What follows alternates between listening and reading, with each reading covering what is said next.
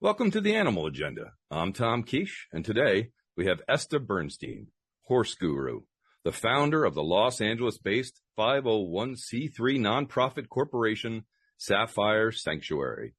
Saffyre is spelled S-A-F-F-Y-R-E.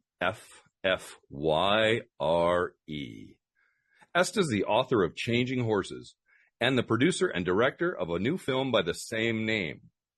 Born in Connecticut, Esta isn't shy about a rare genetic disorder she has, equus aditus, as she has stated that her love affair with horses began before she could walk. At the age of 10, she volunteered as a trail guide, and at 12, she volunteered as an assistant to a pair of horse wranglers. And let me just stop there because, although I may be wrong, I believe that was the inciting moment that sparked the beginning of many things for her. The book states that Esta has helped place about 80 horses in new homes, and it reports the sanctuary specializes in matching the right horse with the right person. Let me take a second to get disclaimers done. I am an individual speaking and asking questions in my own individual capacity.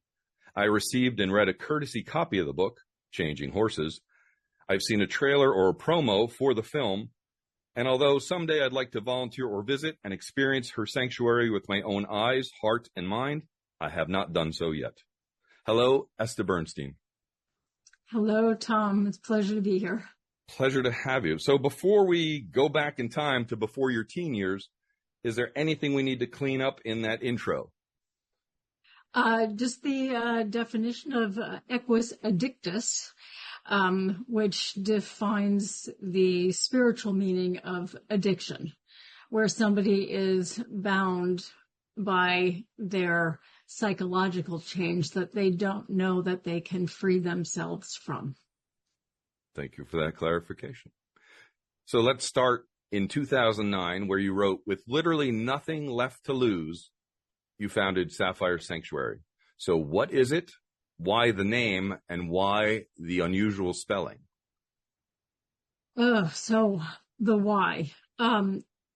Saffyre has been something that kind of just came to me as a child when I was going through my youthful horse experiences.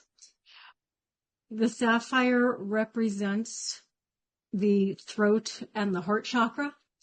And so the horses speak the truth. There's actually really two things in the world that don't lie. That's horses and energy.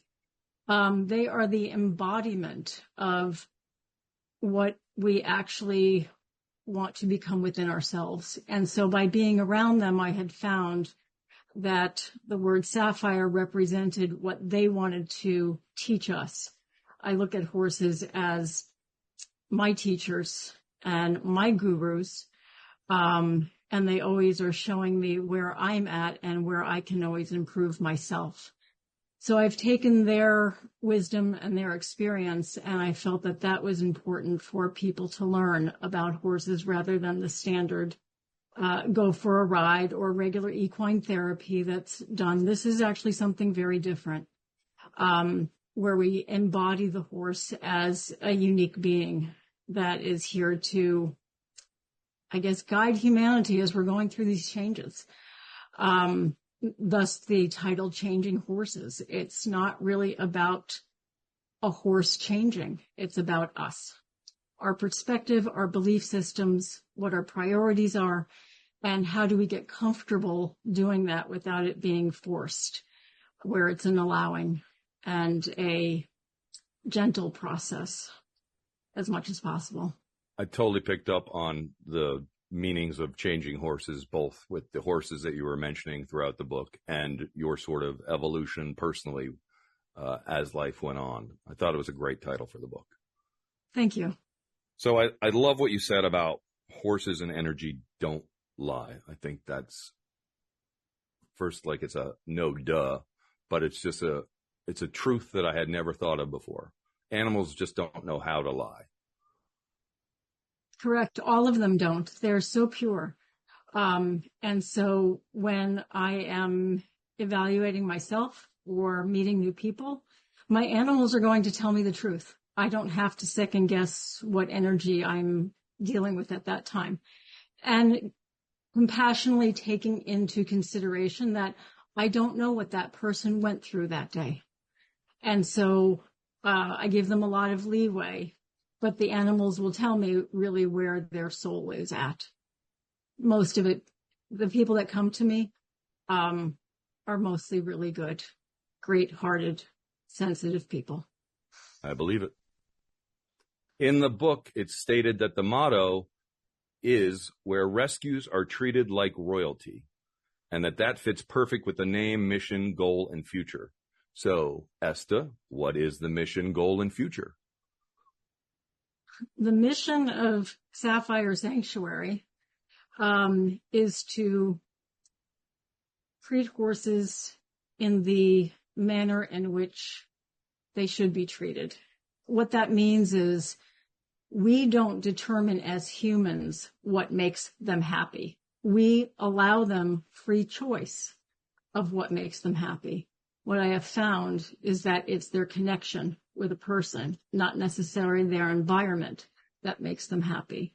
So that's really the goal, is to figure out the horses that we take in, and on an individual basis, what do they need so they feel complete, not what we think they need.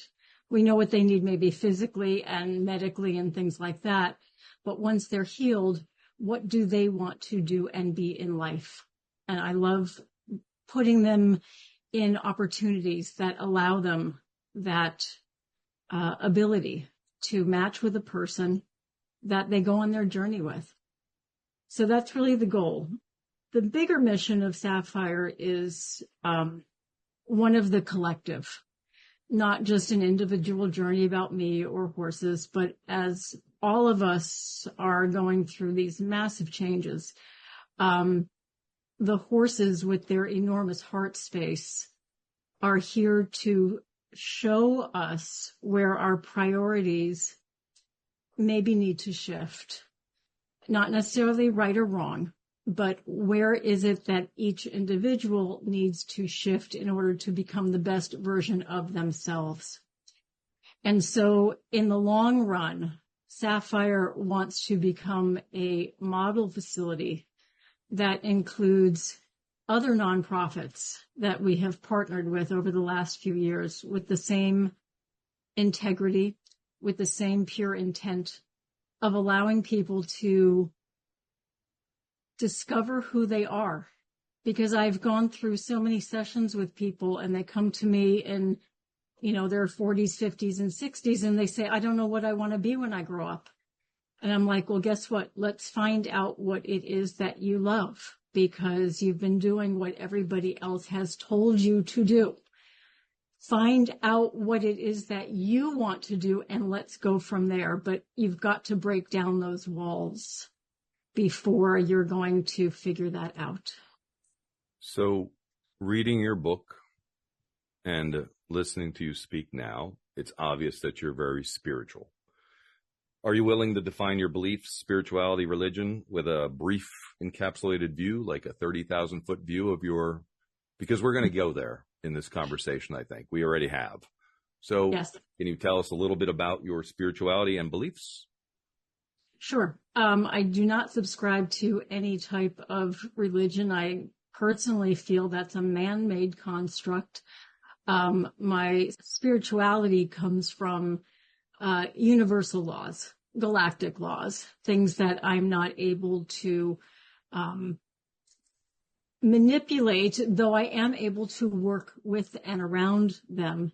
And through those laws of intent, laws of attraction, laws of allowing, I guide my life through that way. So every morning when I wake up, I have dreams of the future and what I would like to create and what I'd like to see, but I also live in the moment. And when I wake up, I just say, universe, what do I need to do today?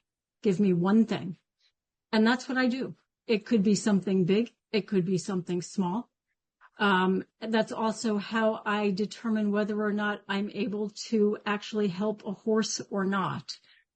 Most of the horses that people come to me and they say, I need to relinquish my horse. Unfortunately, my answer has to be no. that's for the highest good of all. It's not just because I don't want to help, but because I can determine whether or not I am the right person to help that horse or that person. So I have a very limited amount of horses that I choose to help.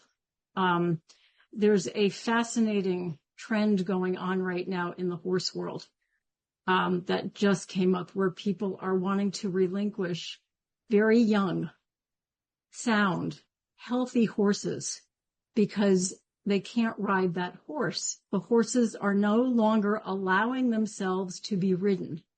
And I find that on a conscious level and a big picture thinking level, if I'm going to have, sit in the bird's eye view, they're telling us that that is no longer their job. And we need to respect that. Even my own horses, I don't ride my own horses. That's not what they're here for. And I just find it fascinating that young horses got the message. They're saying, no, this is not what I'm here for. And that if that is the only reason I'm with this person, I need to go find a new person. And I find it fascinating with the wild horses. There was a recent helicopter roundup where the horses stood still as the helicopters came down. They stood their ground and they said no more. So they're all getting the message that, you know what, it is time that everybody start to really listen, stand your ground, and do what's right for everything and everybody. This is the Animal Agenda on KPFK. I'm Tom Kiesche, and we're chatting with horse expert and enthusiast Esta Bernstein, founder of Saffyre Sanctuary. We're talking about horses, her book, Changing Horses, and spirituality with horses. So, Esta, let's talk about what happens to a horse that doesn't get rehomed or rescued, typically. So a horse that does not get rehomed or rescued, that can end in various ways. Sometimes not so good. Sometimes they wind up euthanizing that horse for no reason, which is the saddest thing that you could ever imagine. Sometimes they don't get the medical care they need. In the most compassionate sense, though, if we do understand spirituality, we know that this body is just a vessel and that spirit never dies. And so it's just a transition that soul needed to go through, and it will find a new one to enter or not. I don't know. I'm not God, so I can't say what the universe has plans for everyone else. But I have to just surrender that I'm not allowed to intervene. When I've tried to intervene and it has not been welcome, it has not worked out well for the horse, or for myself. And that's really uncomfortable. Going into a space of helplessness, as you know, rescuing dogs when there's nothing you can do. Knowing that there's nothing wrong with a dog or a cat or any animal, that this is an amazing soul, but there's no place for them in our environment that we can put them. And so the universe just takes care of it, and our hands are tied for a reason that we can't see. I think that's the most heartbreaking part. I agree 100%. So I mentioned the film in the opening. Where is it in the process? Is it completed out there in the world? Is it in post? How is the film different from the book? Or how is the film going to be different from other films out there? So the film started as a documentary with the question, basically, really, if people are not here for a biological reason, what benefit do they provide to the planet on a biological, environmental level? Then why are we here? And so the horses had the answer to that. What happened was, though, is that after 2 years of production, I realized I did not have the correct answer. And so it took another 7 years for me recently to come up with the answer. And so the film will be reshot. It's kind of sitting in the can right now. but it will be out there, and it will be done correctly when it can be received and understood by more. I think everybody has needed to go through a process for this information to come out where it was going to be accepted and understood at the level that it needed to come out as. And I wasn't ready either. I had a lot more to learn. All good art or great art requires sort of self-evaluation, re-edits, rethoughts, back to the drawing boards at points. So I commend you for taking that extra step, even though it's a lot of extra time. To me, that's the more we hammer it out, the better it becomes. Thank you. So let's talk about your beginnings. I sort of queued that up earlier. You wrote about not growing up well off. You wrote about your father, and the only things that you shared in common were his love of horses and his temper.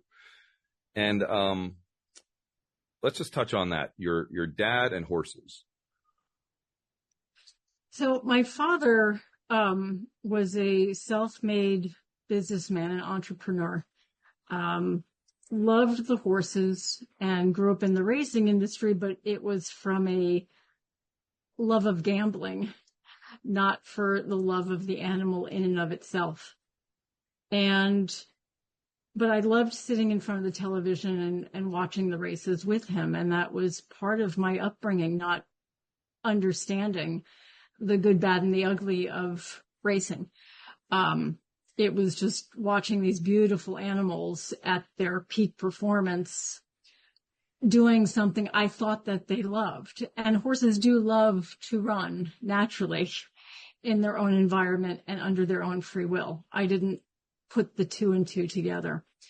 When you've got an upbringing with emotionally unavailable parents, you look to other things to get emotional fulfillment as a child. And so this is where animals come in. I think for a lot of us is where we get that unconditional love from our companion pets, and what I got from the horses. And I was not kind to them because I was not kind to myself. And that took a lot of digging to get to that point, to see that how I was expressing the things that I wanted to do with them, it was just using them. They were a tool for me as well, an emotional tool. And I didn't have any examples to follow from adults of what was proper behavior, because nobody was treating horses with any type of respect. It was, get on, take me for a ride, brush them off, make sure they don't have saddle sores, feed them, and throw them back in the pasture.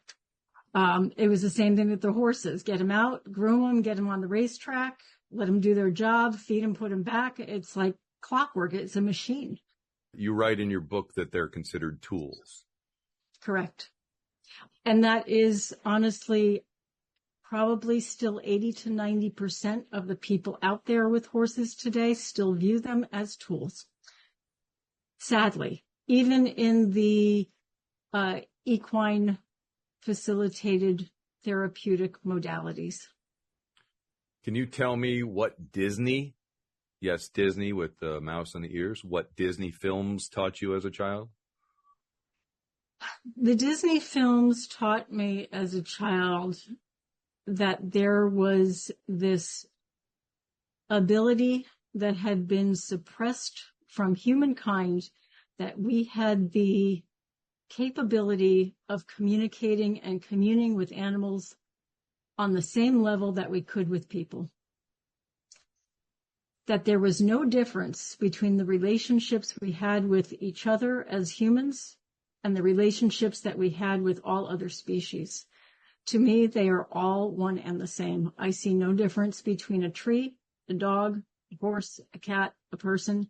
To me, energetically, they are all equal. So, it's a short question, I think. Tell me what a slug taught you. My slug story. When I was a child, and I didn't have this awareness about being all. I was outside, I saw a slug, and it kind of grossed me out, and I squished it. As we all do when we're children, we're not compassionate toward insects or other creepy crawlers that we might see. And I immediately felt horrible after squishing this innocent thing. And the clouds above my head opened up to a bright blue sky to let the spirit of that slug re-enter into the heavens. And I looked up at 5 years old with a knowing that I just took a soul out of its body and watched a transition happen. And I never forgot it. I knew there was something bigger than me, greater than me at play here, that I was a very small facet in this huge diamond of life.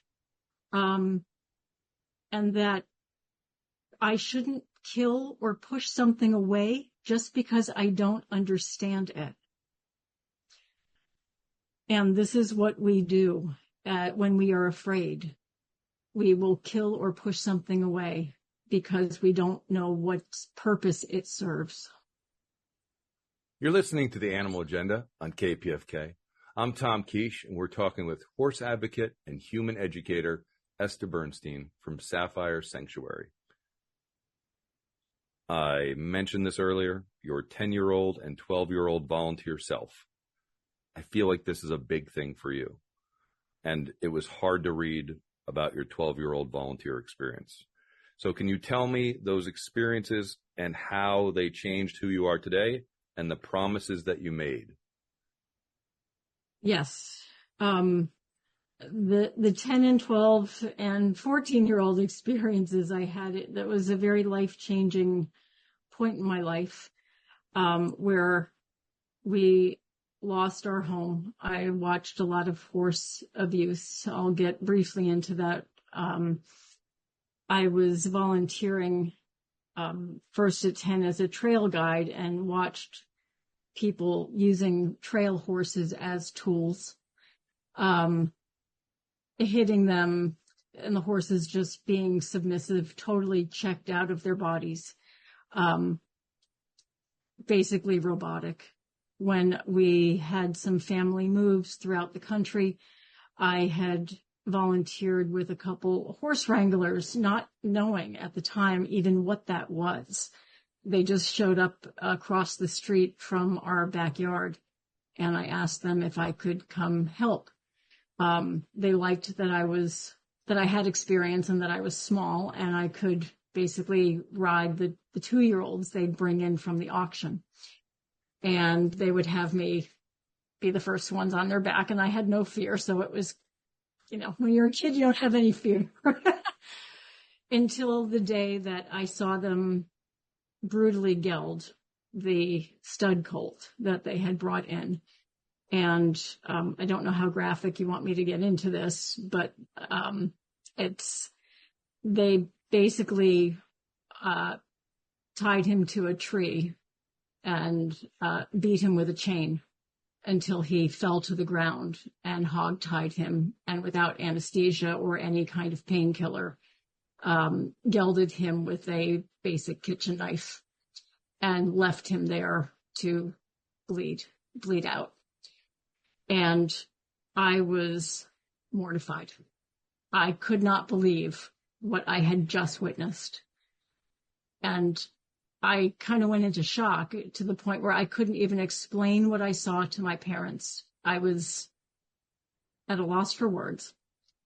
And I went back to that horse the next day and saw him standing there with his lip drooling and everything bleeding, and him in so much pain and confusion, and not knowing what he did wrong to deserve such a treatment after we had such a beautiful ride together. And I made him a promise. I said, I will change this for you. And the next day, when I went to see him, they disappeared, and I never saw him again. And I never broke my promise. As you can tell, it's a very still traumatic thing to know that this goes on all the time, every day, and nobody sees them and no one hears them. And it's something the BLM does with the Mustangs they round up. And when you see such a magnificent soul sacrifice their bodies for our learning, you have nothing but deep compassion and respect for what they are willing to do for us so that we can make this place a better place for all. First off, let me say, I hope you never aren't affected by that memory. Secondly, you are a voice for the voiceless, and that is what many advocates are. And third, that horse would be very proud of you for creating Saffyre Sanctuary and helping many other animals out there, horses out there, and people realize that they are sentient beings and they deserve better than they were treated 100, 500, 1,000 years ago. So maybe it's not my place, but I thank you for him. And, that was a tough paragraph or tough section of the book to read, but I'm glad you told the story here. I'm glad you got emotional here, and we all should be emotional about it. So thank you. I regret that we are out of time for the radio interview, but before we go, I want to ask you how people can keep in touch with you or get in touch with you or find out more about your book or Saffyre Sanctuary. Do you have a website that they can reach? Yes, they can go to my website, sapphiresanctuary.org, and Saffyre again is spelled S-A-F-F as in Frank, Y-R-E, sanctuary.org. On the landing page, there are links to, our available horses, a link to the book, merchandise. It'll also link you to Changing Horses, thefilm.com, which will give you updates about where the film is at. And when we're ready to make an announcement about the bigger project and the bigger picture, as Saffyre is going through a what I call a reorganization as we expand on what it is that we do, because it was very limited in its capacity, and now it's going to become something so much bigger that all of us can participate in, and I can't wait to share it with everybody. And I just want to thank you for this opportunity.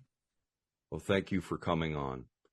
I enjoyed our conversation. As a matter of fact, I'm enjoying it so much that if you're willing to stick around, we can continue it for our podcast listeners.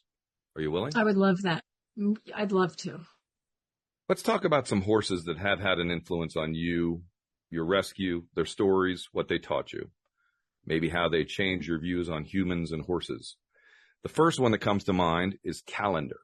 And the one that I want to mention that is when I saw the name of your rescue and his name and how it was spelled, I thought that's the reason why it's Saffyre. And she spelled it Calendar, Caeyyndar. So tell me a little bit about Calendar.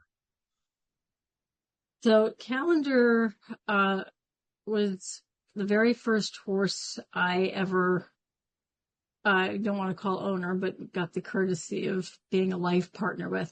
He actually came with that name, with that spelling. It was not something that I did. That was the universe at work and pairing that all up together. He was my life teacher. I don't know how to explain him more other than during his life, he taught me more about myself than I could ever want to know. You mentioned something in the book about him being a mirror. Yes. Can you explain that?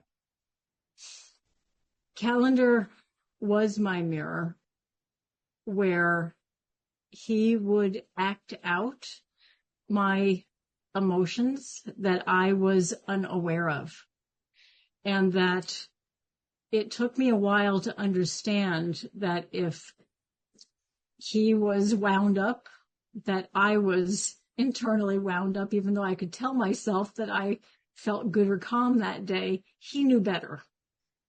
He knew something was either bothering me, or I wasn't relaxed, or I wasn't present. This is the gift all horses give us.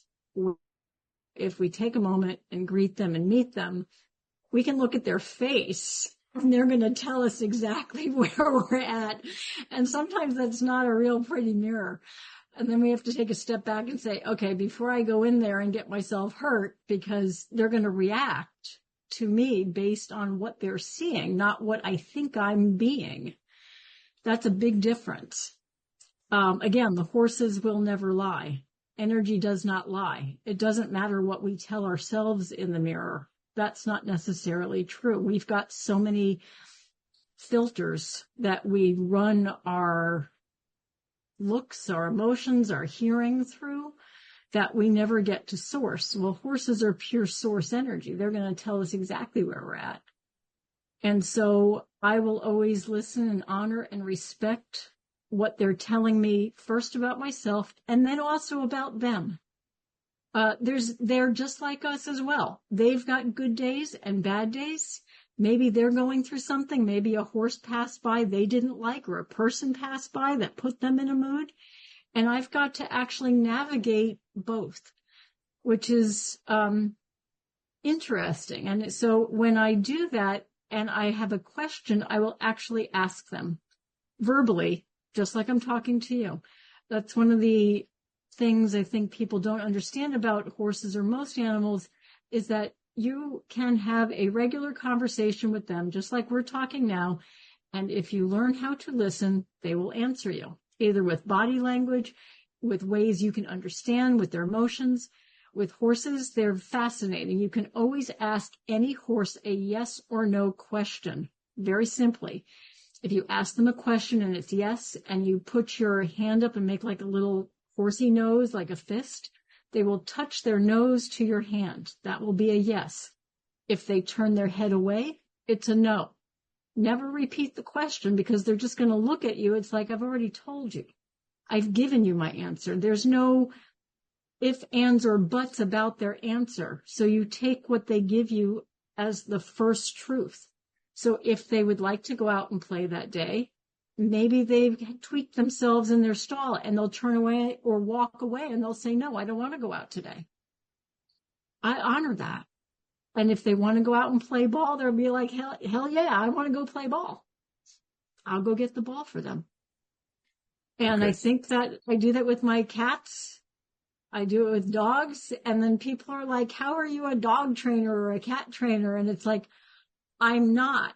I just am having a conversation. So I have some questions about this. I had an animal communicator on the show, and I had some questions about that.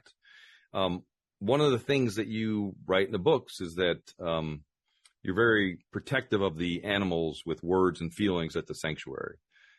Positive vibes only policy, if I read that right. So do they understand all languages, just English, or is it just no matter what the words are coming out of your mouth in whatever language, they know how to answer because they're speaking energy and not just English, German, French, Dutch, or Spanish?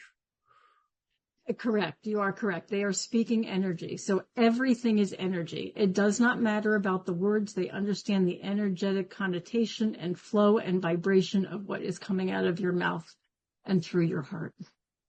And so this is why Saffyre is representative of the heart and the throat chakra, because that is how they process.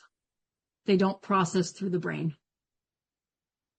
You write in the book, one person's spirit recognizes the other person's or horse's soul. Is that sort of what you're talking about? Yes.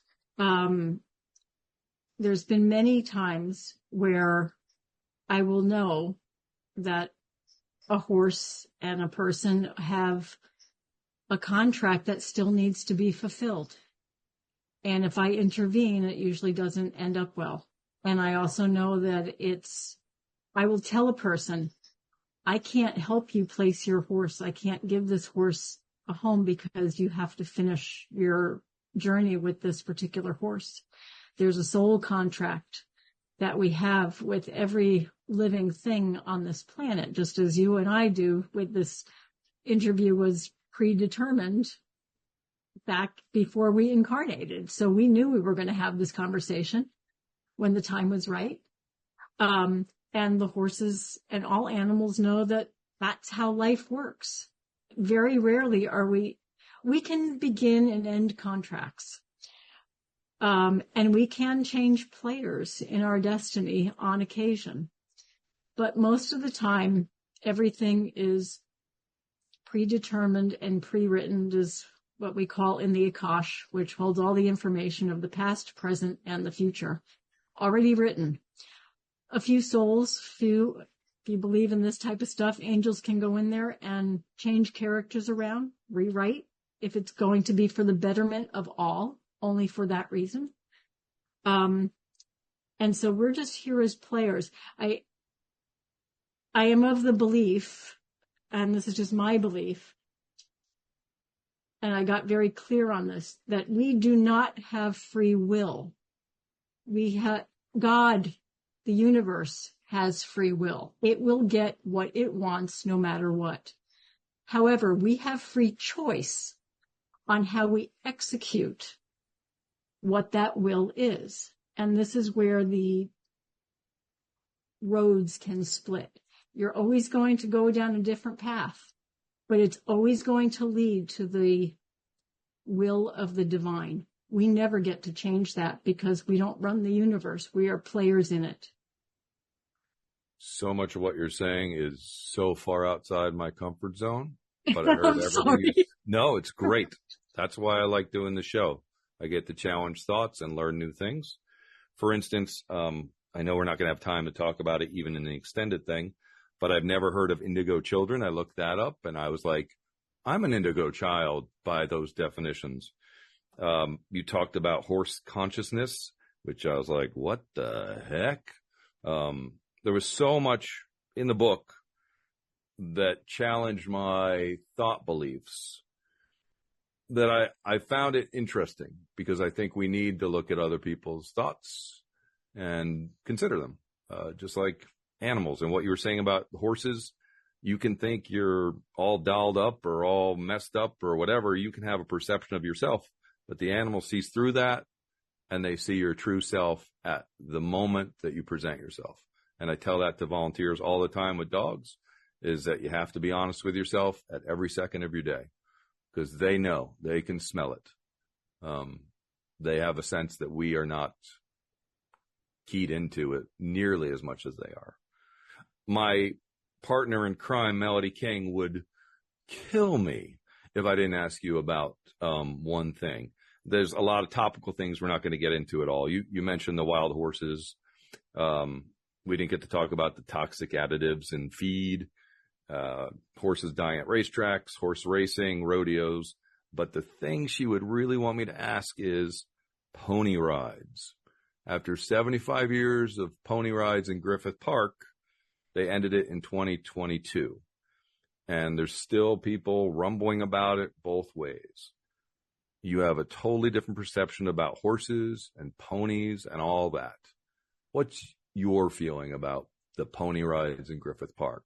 Was it right for them to stop that, or were the ponies doing what they probably wanted to do? So I was actually the girl that actually facilitated the protest. I was asked to come in and help on that. And I had to respectfully decline, not because I didn't believe that stopping them was incorrect. I knew it was the right thing to do. As far as Saffyre goes, the way in which it was being navigated was not in alignment with our spiritual and energetic belief principles. And so I had to make a decision and say, you know what, she's going to be successful. The pony rides will stop. I know this, they will, but that was her job to do. And I needed to let her complete it so that she'd have that success. I'm not meant to be part of everybody's, journey, but I support her wholeheartedly in what she did, how she did it. I thought it was brilliant. Those ponies, healthy or not, were slaves. They were never asked if this is what they wanted to do. And so regardless of whether or not people were happy that it was ended or disappointed, if they were disappointed, then my feeling is that I said, did you go and ask that horse if they were happy serving people that way?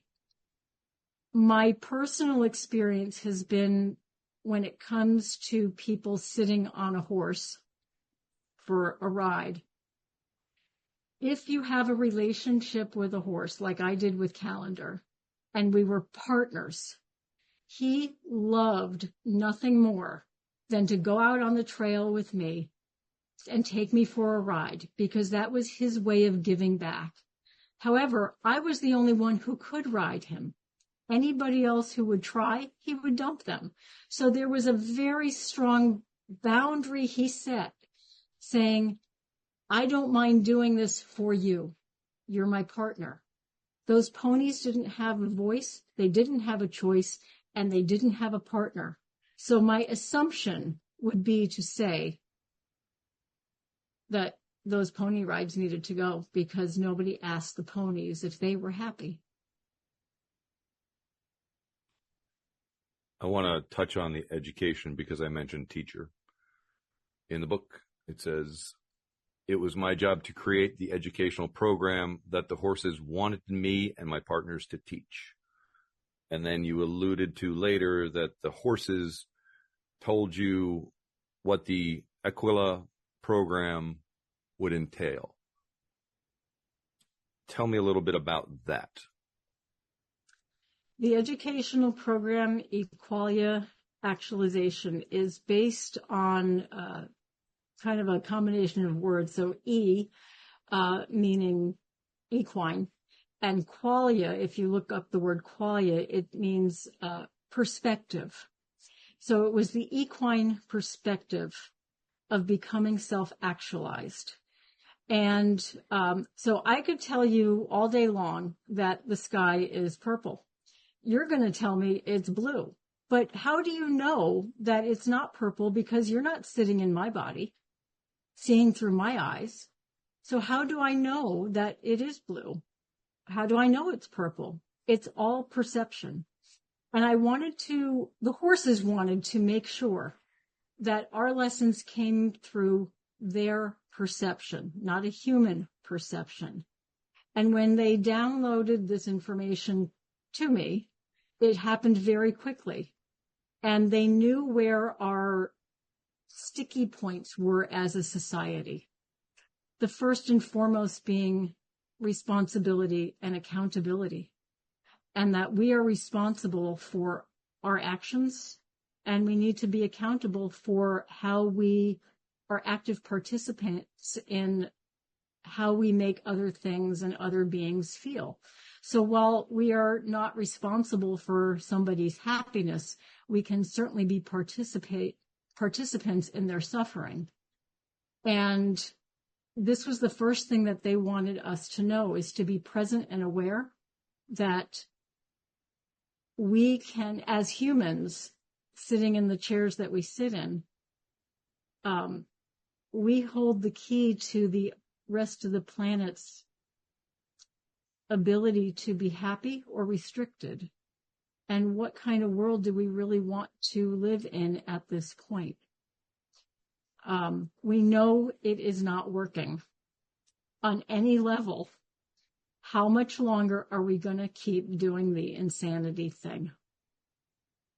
How how much longer? If people want to know more, obviously they can read about it in the book or reach out to your website, which again is what? SaffyreSanctuary.org, and Saffyre is spelled S-A-F-F as in Frank, Y-R-E. And there will be links there to Changing Horses, the film, which will link you to the book purchase and other items and updating on our organization. We could go on, I'm certain, for hours, but I'm going to wrap this up with a couple quotes from the book. The main lesson I have learned from being in the presence of horses are these. Embrace a horse in your heart, and you will find yourself. Ensconce yourself in the love of a horse, and you will find your sole purpose. Another quote. What has evolved is not a regular horse rescue in any sense of the word. It is a place where people find themselves through experiencing these horses. And the third quote, Saffyre Sanctuary has become a place where, regardless of your background, your upbringing, your childhood, and your adult experiences, you will find happiness. This is a place where you can express yourself without judgment, without condemnation, where you are accepted for who and what you are, and where you will find your purpose. It is a special experience like no other. The horses bring out in you what you are supposed to be. Esta Bernstein from Saffyre Sanctuary, thank you again for making time for us today. You are so welcome, and I am so honored to share this time with you. You touched my heart. My blessings. Thank you. You've been listening to The Animal Agenda on KPFK, 90.7 FM in Los Angeles, or streaming online every Wednesday at 2:30 p.m. My name is Tom Kiesche, and our guest this week has been Esta Bernstein, the founder of Saffyre Sanctuary. Special thanks to producer Marlena Bond.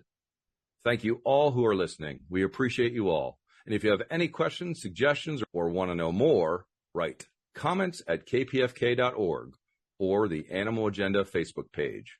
You can listen to past episodes at kpfk.org/archives or find them and potentially extended interviews on the Animal Agenda channel on SoundCloud.